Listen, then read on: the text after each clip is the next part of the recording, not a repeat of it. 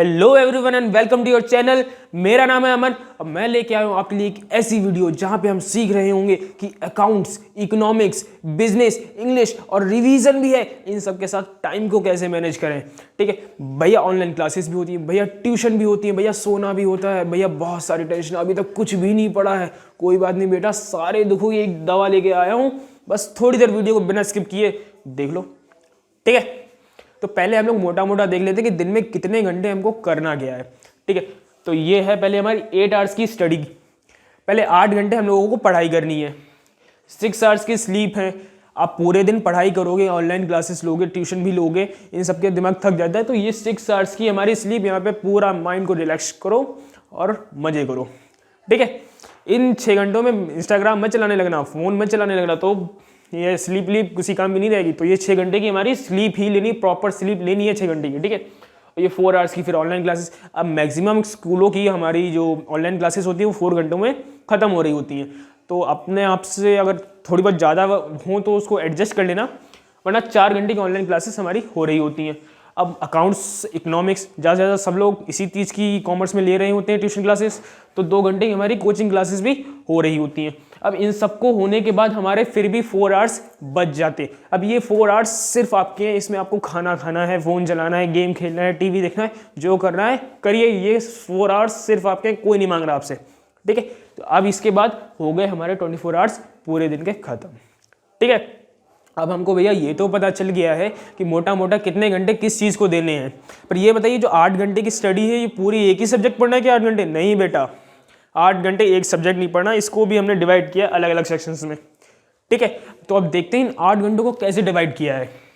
Accounts पहला, 3 hours most weightage दिया है हमने, सबसे ज़्यादा वेटेज दिया है अकाउंट्स को। क्यों? क्योंकि सबसे ज़्यादा टफ सब्जेक्ट लगता है बच्चों को, और मेनली इसमें प्रैक्टिस करनी पड़ती है, तो जितनी ज़्यादा प्रैक्टिस करेंगे उतनी अच्छी होती है, उतनी स्ट्रांग होती है हमारी अकाउंट्स। ठीक है, तो 3 आवर्स दे रखे हैं हमने पर डे अकाउंट्स के। अब 3 आवर्स पर डे अकाउंट्स के दे रखे हैं मंडे टू सैटरडे। हम लोग Monday to Saturday 6 multiply by 3, 18 hours पर वीक हम लोगों की हो जा रही होती है अकाउंट्स।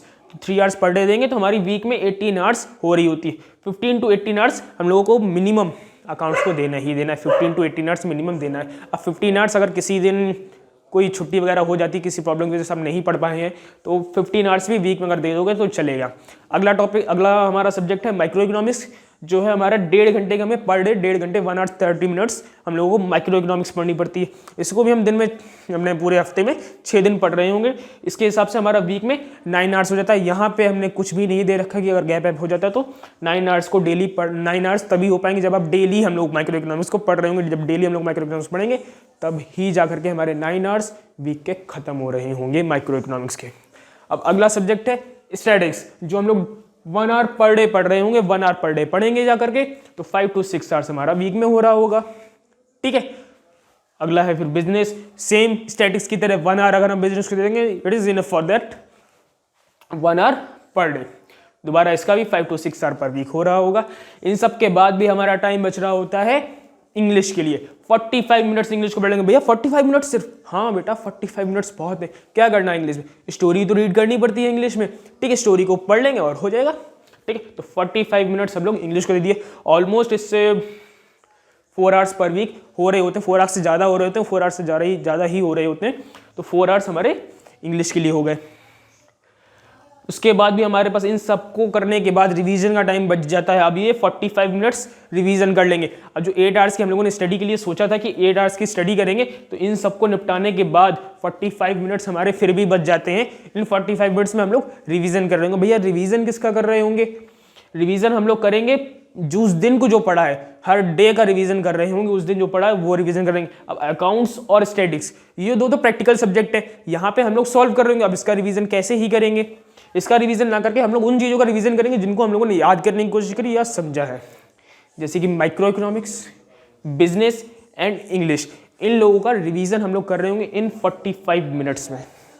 ठीक है, इन 45 मिनट्स में इन लोगों का रिवीजन कर रहे होंगे। अब भैया कंटिन्यू पढ़ना है या फिर कुछ गैप वगैरह भी नहीं देंगे क्या आप हम लोगों को? बिल्कुल देंगे बेटा। हम लोगों का जो हमारा कॉन्सेंट्रेशन होता है 25 मिनट्स के बाद हट जाता है पढ़ाई से।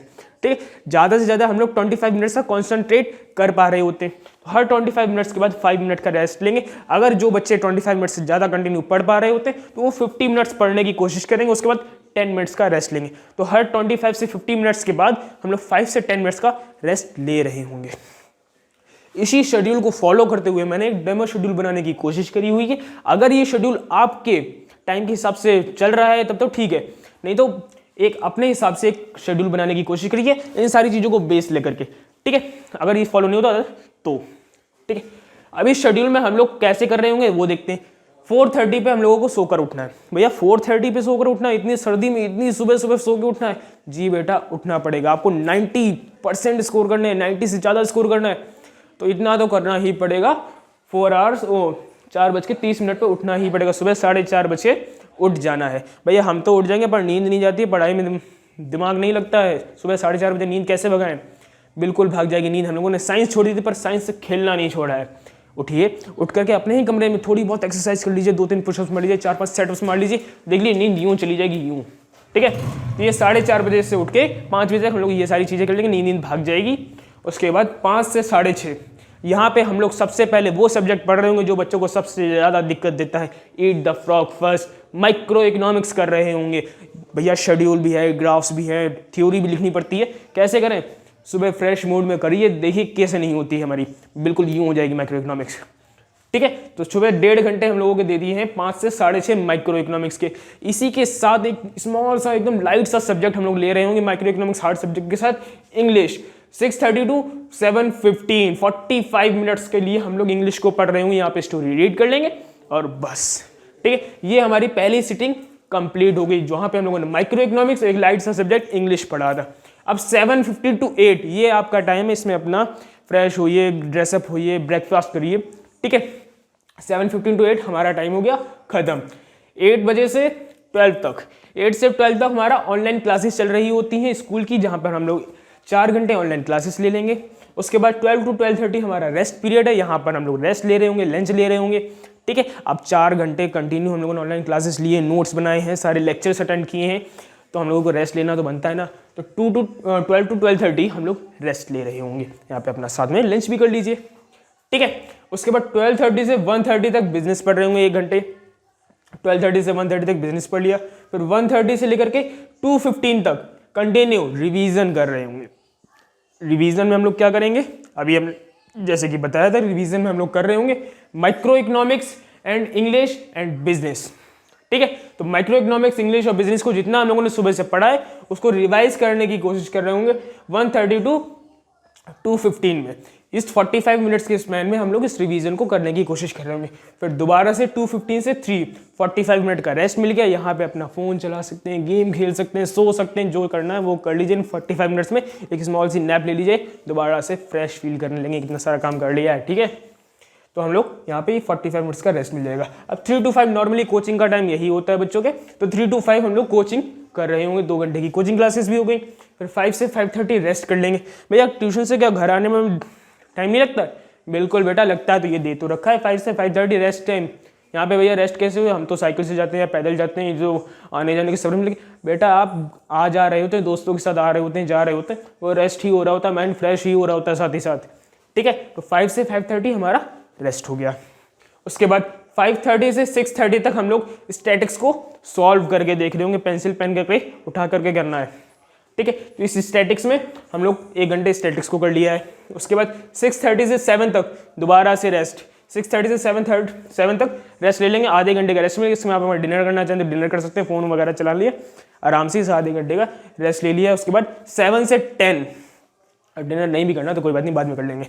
7 से 10 अकाउंट्स। अब ये 3 घंटे कंटिन्यू हम लोगों को अकाउंट्स लगानी है। कंटिन्यू अकाउंट्स लगाने का मीन्स 25-50, उसके बाद 5 से 10 मिनट का रेस्ट, ठीक है। तो ये 3 घंटे में हम लोग शाम को, रात को अकाउंट्स लगा रहेंगे, जब कोई भी हमको डिस्टर्ब नहीं करेगा। याद रखिएगा जब आप पढ़ने बैठे तो कोई भी डिस्ट्रैक्शन पास में नहीं चाहिए, जैसे कि फ़ोन, ठीक है। तो ये 7 से 10 हमारी 3 घंटे की अकाउंट्स हो गई है।